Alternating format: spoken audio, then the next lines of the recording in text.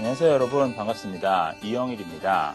자, 이번 시간에는 시장경제란 무엇인가 라는 주제를 가지고 같이 공부해 보도록 하겠습니다. 자, 이 문제는 대단히 중요한 문제일 수 있습니다. 왜냐하면은 이제 우리가 살고 있는 이 사회의 조건이라는 측면에서 우리가 자본주의, 시장경제 체제 아래서 살고 있다는 것이 되게 근본적인 문제 중에 하나거든요. 그렇기 때문에 논술 문제로도 매우 많이 출제되는 그러한 주제라고 볼 수 있습니다. 자, 그럴 때 이 시장경제라는 것에 대해서 공부하기 위해서 일단 이 시장이라는 것에 대한 이해를 할 필요가 있습니다. 보통 이런 논술 제시문에서 시장이라는 말이 나오면은 어떤 재래시장 이런 것을 의미하는 게 아닙니다. 경제를 배운 학생들은 잘 알 텐데 시장이란 재화나 서비스가 거래되는 곳입니다. 그럴 때 뭐 백화점이나 아니면 어떤 상점이나 이런 것들도 시장이고요. 그 이외의 재화나 서비스가 거래되는 곳은 다 시장이라고 볼 수 있습니다. 자, 여러분들이 오늘 하루 동안 이제 여러 가지 일들을 하면서 얼마나 많은 거래 행위가 있었는지 생각해 보세요. 예를 들어서 버스를 탈 때 여러분들이 카드를 찍거나 돈을 내고 탔죠. 그러면은 거기에서 거래 행위가 이루어진 겁니다. 돈을 내고 이 운송 서비스를 구입한 거예요. 또한 여러분들이 전기불을 켰죠. 자, 그럴 때 전기세를 내고 전기료를 내고 그리고 전기 서비스를 공급받은 겁니다. 자, 그리고 여러분들이 만약에 어떤 뭐 유료 인터넷 강의 같은 걸 봤다고 해보죠. 그럴 때 그 유료 인터넷 강의를 보기 위해서 아마 돈을 냈을 겁니다. 그러면 그것 역시도 거래가 이루어진 겁니다. 자, 등등등. 결국 우리가 이 사회에 살면서 굉장히 많은 삶의 순간순간마다 거래 행위를 합니다. 자, 그렇기 때문에 시장 경제는 우리 삶의 굉장히 다양한 국면에서 나타나게 됩니다. 자, 또한 여러분들이 나중에 이제 열심히 공부해서 대학을 가고 그리고 회사에 취직하거나 직업을 갖는다고 해보죠. 이 직업을 갖는 건 역시도 사실은 자기 노동력을 누군가에게 판매하는 행위입니다. 그러면은 여러분들의 노동력이 상품이 되는 거고 거래되는 거예요. 결국 굉장히 냉소적으로 얘기를 하면은 여러분들이 좋은 대학 가기 위해서 열심히 공부하는 여러 이유 중에 하나는 여러분들의 노동력을 비싼 가격을 받고 팔기 위해서라고 굉장히 냉소적으로 이야기할 수도 있습니다. 자, 결국 우리 삶의 모든 국면에서 이러한 거래가 나타날 때 그러면은 그 거래에 대해서 우리가 어떻게 볼 것인가의 문제, 이게 굉장히 근본적인 문제가 될 수밖에 없겠죠. 자, 예를 들어서 이런 경우 한번 생각해 보죠. 지금 문제 발견에 나오는 문제인데, 자, 어느 회사에서 이 노동자들을 점점 정규직 노동자에서 비정규직 노동자로 이제 바꿔간다고 합시다.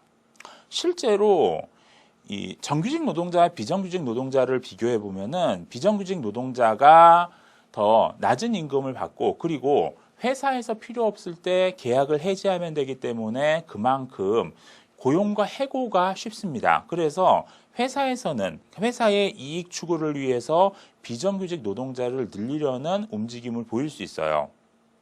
자, 그런데 이 비정규직 노동자들 입장에서도 어쨌든 간에 자신들의 어떤 노동권 같은 것들을 보장받고 싶을 겁니다. 또한 임금을 높이고 싶을 거예요. 어쨌든 간에 똑같은 일을 하더라도 정규직 노동을 할 때 비정규직 노동을 할 때 다른 대우를 받는 경우들이 생기기 때문에 그럴 수밖에 없을 겁니다. 자, 그래서 뭐 예를 들어서 파업을 벌였다고 해보죠. 자, 그럴 때 회사와 비정규직 노동자들 사이에서는 어쨌든 간에 힘의 차이가 존재합니다. 회사가 일방적으로 유리할 수밖에 없어요. 자, 그런 상황에서 이 비정규직 노동자들이 불리한 상황에 처할 수 있으니까는 이것에 대해서 뭐 외부의 사회단체나 아니면은 정당이 이 문제에 관심을 갖고 개입한다고 해보죠. 그럴 때 이런 관심과 개입이 정당한 건가요? 옳은 건가요? 자, 이런 문제 생각해 볼 수 있습니다. 자, 그것에 대해서 주류 경제학, 지난 시간에도 공부했고 그전 시간에도 공부했었는데 애덤 스미스로부터 시작된 주류 경제학입니다. 주류 경제학은 이러한 개입이 바람직하지 못하다라고 이야기합니다. 자, 굉장히 여러 번 이야기를 했는데 다시 한번 볼까요? 결국 애덤 스미스는 이런 얘기를 하죠. 인간은 이기적이고 합리적인 존재입니다. 그런 이기적이고 합리적인 존재가 자유롭게 이익을 추구하면은 그것이 보이지 않는 손, 즉 시장의 자율조정 체계에 의해서 가격기구죠. 이 가격기구에 의해서 효율적으로 사회 전체의 이익을 증진하는 방향으로 가게 될 거야 라고 얘기합니다. 결국 이 입장에는 시장의 자율성이 보장되어야 돼. 결국은 이 보이지 않는 손이라고 하는 것은 시장이고 보이는 팔이 있겠죠. 이 보이는 팔은 정부입니다. 보이는 팔이 개입해서는 안 돼라고 이야기하고 있는 거예요.